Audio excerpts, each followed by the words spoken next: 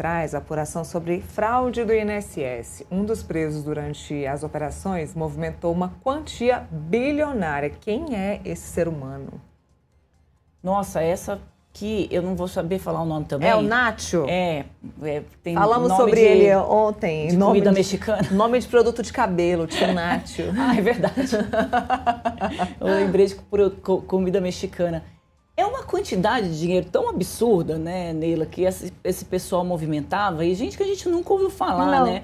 E aí, de repente, eles aparecem aí nesses esquemas envolvidos com o esquema do INSS, né? A gente viu agora também a questão do Lulinha, que é um outro ramo ali, envolvendo as passagens aéreas que eram compradas pela tal da Roberta Luxinger, que pegava o dinheiro do careca do INSS e pagava as contas do Lulinha, das viagens do Lulinha. Sim. Então, cada vez mais a gente vai encontrando novos personagens dentro desse esquema do INSS, que parece que também era um saco sem fundo de dinheiro, que circulava muito em Brasília, e novos personagens, né? A CPMI do INSS está muito focada agora nas questões do Banco Master, porque é isso que está dando audiência, mas avançou bastante nas investigações do próprio INSS. Você falou tanto no início, né? Tem que ter CPI, não tem que ter CPI. Essa CPI trouxe muita gente, ouviu muita gente, quebrou muito sigilo e avançou mais, inclusive, do que a Polícia Federal. Agora se perdeu um pouco nessa questão do Vorcaro, né? Precisaria trazer o foco de novo para as investigações para a qual ela foi criada, porque a gente está vendo que não era só o careca do INSS que faturou muito ali, você tem muitos outros investigados que também movimentaram dinheiro nesse esquema e que precisa vir à tona. E para mim a parte mais importante é esclarecer de vez, afinal, qual era o envolvimento do filho do presidente Lula com esse esquema todo. A gente vem falando desde o início que o envolvimento do filho do Lula não é só com outros negócios do careca do INSS. Ele também tem coisas ali envolvendo o próprio desvio de dinheiros de aposentados e pensionistas do INSS. Se o filho do Lula quer falar, como a defesa está anunciando, então cadê o filho do Lula, né? A gente está esperando e é engraçadíssimo, né? Eu falei isso ontem. Ele quer falar, porque a polícia não quer falar com ele, né? Nem a CPMI. Incrível. Ele é que quer falar. Então a gente quer falar com você, Lulinha. A gente quer falar. Entre em contato com a Neila, comigo aqui nas nossas redes sociais e vamos marcar uma entrevista ao vivo, que a gente tem muito para te perguntar. Eu falei isso ontem aqui, olha, ele disse que quer falar, a defesa disse que ele quer falar, mas ninguém quer ouvir. Ninguém quer ouvi-lo. Exato. É incrível, é isso. É um pouco isso. Bom, mudando um pouquinho de assunto, a corrida eleitoral segue a todo vapor. Flávio e Lula despontam e a gente deve ter uma eleição, claro, bem parecida com a de 2022. E quais os destaques que você traz para a gente falando em corrida eleitoral? Neila, parece que só o Tribunal Superior Eleitoral não viu ainda que a eleição já começou, né? Eu acho que eles não sei até quando eles vão fazer essa cara de paisagem, porque a pancadaria já está solta nas redes e as peças que tanto o pessoal do Lula está soltando e quanto o pessoal do Flávio é pura campanha eleitoral. Aquilo ali não tem outro nome. Então o governo precisou... O governo não, vamos falar do PT, que a gente está falando de campanha, embora o marqueteiro do Lula tenha cargo dentro do governo, né? Que é o Sidônio Palmeira. Ministro. O marqueteiro da campanha e ministro do Lula. É uma coisa que é só no Brasil mesmo. E está fazendo os dois trabalhos, né? Na verdade, juntou tudo e misturado ali, pago com o nosso dinheiro. Então, eles tiveram que antecipar a estratégia de não atirar no Flávio Bolsonaro, porque o Flávio começou a crescer nas pesquisas e isso começou a preocupar a campanha do Lula. É claro que eles ainda acham que o Flávio é um melhor oponente do que o Tarcísio de Freitas, porque o Flávio, por ser filho do Bolsonaro, vai carregar com ele todas as rejeições que o Bolsonaro tem, né? Com tudo que ele deixou e pessoas que não votariam de forma alguma no Flávio, mesmo não gostando do Lula, porque não gostaram do governo do Jair Bolsonaro. Então, mais para que ele não cresça tanto e para que não comece a criar uma expectativa de vitória, uma expectativa de poder, o PT começou a tirar da manga uma artilharia que, por enquanto, Neila, é mostrar quem é o Flávio Bolsonaro, o que ele fez no verão passado.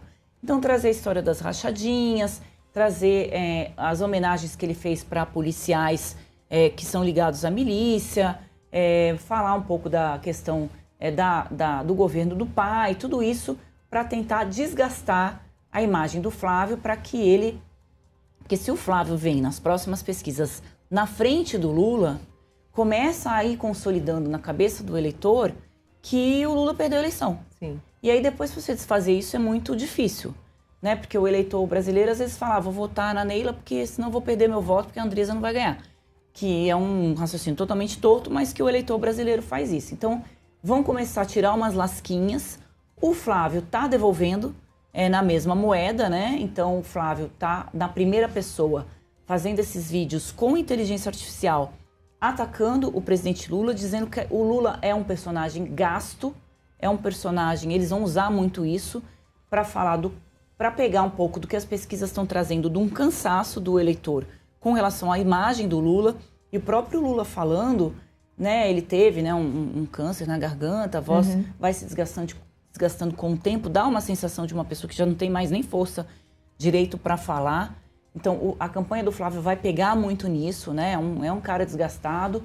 E ele tem trazido isso nas redes sociais e colocando também todo o passado do Lula com relação ao filho, né? Que está muito... Ah, sim, que está em alta. Que está em alta, com relação à Lava Jato, com tudo que já se viu. Então, esse é um momento, assim, de biografia desabonadora dos dois lados que os candidatos estão trazendo para essa fase da campanha que, como eu disse, só o TSE que não viu. Que não viu ainda. E que não está fazendo nada para impedir que se antecipe a campanha eleitoral dessa forma, que é uma vergonha, porque o país tem regras, né? E isso deveria ser cumprido. Quando, a partir de abril, o início de abril, quando terminar o prazo de desincompatibilização, ou seja, o Tarcísio, se continuar no governo de São Paulo, significa que ele vai disputar a reeleição ao governo de São Paulo, porque daí ele fica proibido de disputar um outro cargo, aí a gente vai começar a ver um ataque mais forte com novidades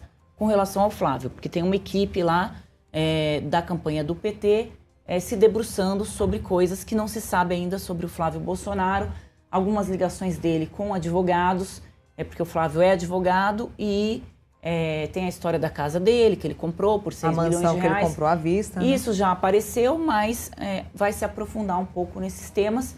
E, claro, acredito que o Flávio também, como o Lula já é muito conhecido e tudo que o Lula fez de ilegal no verão passado já se sabe, o Flávio vai tentar vir um pouco na questão de um governo que não fez entregas, de um governo cansativo, de um governo que não traz nada de novo, que não apresenta crescimento. Então, ele vai vir mais nessa área de explorar as entregas não feitas o que não é mentira, pelo Lula, o que realmente ele tem um prato cheio aí para explorar, porque esse governo Lula, desses 4 anos, a gente tem muita dificuldade de dizer, né, Neila, o que foi feito. Inclusive, eu estava conversando com uma fonte esses dias, o Minha Casa Minha Vida, que é um programa que foi criado nos governos anteriores, é um governo que reduziu muito, né? Ele não é mais um produto que o governo fez grandes apostas, embora o déficit habitacional no Brasil seja gigantesco.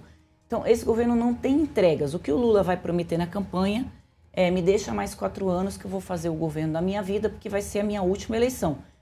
Só que a gente vai estar aqui para lembrar que ele já também prometeu isso. Da última vez. Nesses 4 anos agora. Então, ele foi muito um governo da Janja, muito no entorno da figura da primeira-dama, que vão esconder de novo, já mandaram ela fazer umas viagens aí internacionais. Não é que adianta esconder se ela se aparece, Ela gente. aparece, ela dá beijão na boca, né? Ela faz toda uma cena que ela poderia fazer, ninguém está aqui criticando o fato dela ocupar esse espaço. O problema é que há uma rejeição do eleitor, principalmente do eleitor petista, com relação à figura da Janja no governo, porque a Janja tem uma militância muito na esquerda, ela não foi uma primeira-dama que contribuiu de alguma forma com o país, e isso acabou prejudicando bastante, né, o olhar do eleitorado para com a figura da Janja. Inclusive, nesse momento, o próprio governo do presidente Lula vem buscando uma pauta para chamar de sua e para convencer o eleitor de que fez pelo menos alguma coisa nesse governo Lula 3.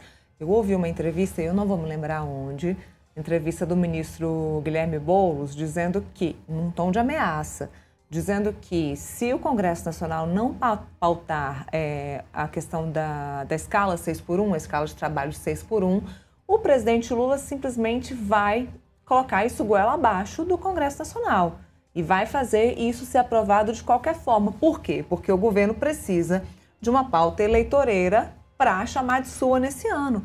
Não teve PAC, não teve Minha Casa Minha Vida, não teve nada. E vão roubar a história da Érica Hilton, né? Que foi ela que apresentou essa proposta. O governo não fez nenhum esforço para que isso fosse aprovado. Essa proposta já está no Congresso há muito tempo. E só começou a se esforçar para isso quando a campanha eleitoral começou a mostrar que a população não estava enxergando, né, as entregas deste governo. Aí o governo pegou essa pauta, tirou a Érica Hilton do radar para que essa identidade dessa pauta fosse assumida pelo presidente Lula. A Érica Hilton, com essas pautas polêmicas dela, acaba prejudicando também que o governo atraia o voto de uma parte do eleitorado, então ela também vai ser escondida na campanha ali do Lula. E estão tentando enfiar esse assunto sem nenhum tipo de estudo, sem nenhum tipo de avaliação do impacto dessas medidas para o empresariado, né? Porque também não adianta você falar que você vai botar uma medida e depois ter menos emprego. Isso. Né? Aí também o trabalhador não quer. O que o país precisa mais emprego, emprego com melhor remuneração, Neila, que a gente possa ir no mercado e fazer uma compra sem passar pela humilhação de ter que ir tirando coisa ali na hora que você vai pagar a compra, né? Que o dinheiro não deu, aí você vai tirando ali. E quem já passou por isso sabe que isso é de um constrangimento horroroso, né? De você, na hora ali da soma dos produtos, você não ter como pagar aquela conta. E do jeito que tá, não precisa de muito não, porque você põe 4 coisas no carrinho, você já gasta ali praticamente um salário mínimo. O problema é que essas pessoas não vão no supermercado. Não. Né? Então, tá todo mundo muito sufocado, a economia é algo que faz com que o eleitor pense, né, o seu voto.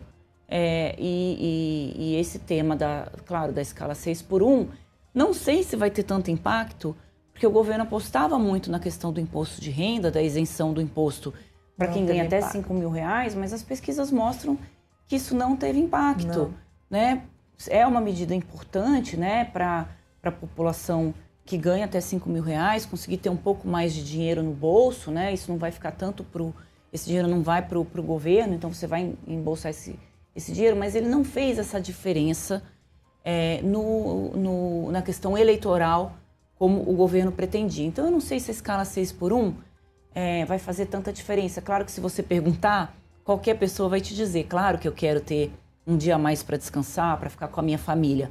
Mas pergunta para as pessoas, você quer ganhar mais, ou você quer ter um dia a mais para você descansar? Eu não tenho dúvida que a resposta vai ser mais dinheiro no bolso, se for esta a opção, né? Mais dinheiro no bolso ou mais descanso? Todo mundo quer trabalhar, muita gente tem que dobrar o emprego, né, Neila? Assim, sim, é o que mais acontece. Muitas pessoas que me dizem, olha, eu trabalho aqui de caixa nesse supermercado e à tarde eu trabalho fazendo uma outra coisa para poder somar a renda e sustentar a minha família. Ela não está preocupada ali que ela quer ter folga.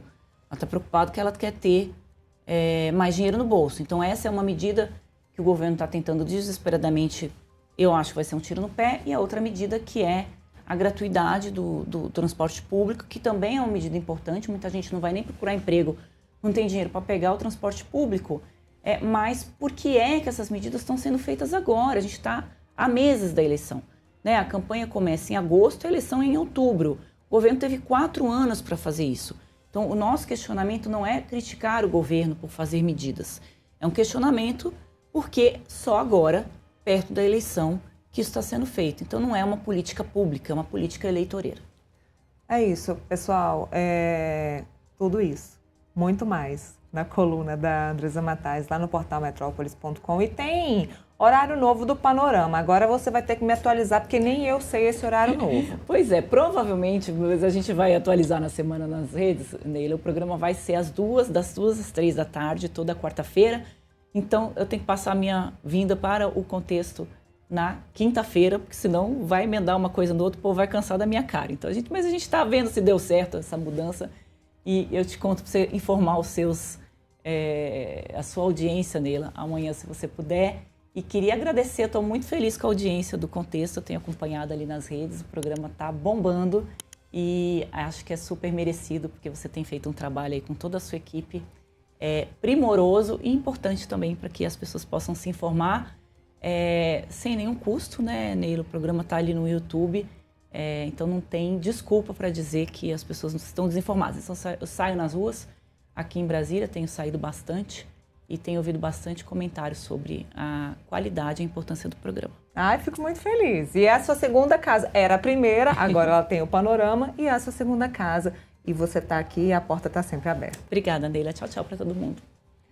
Olha, vamos para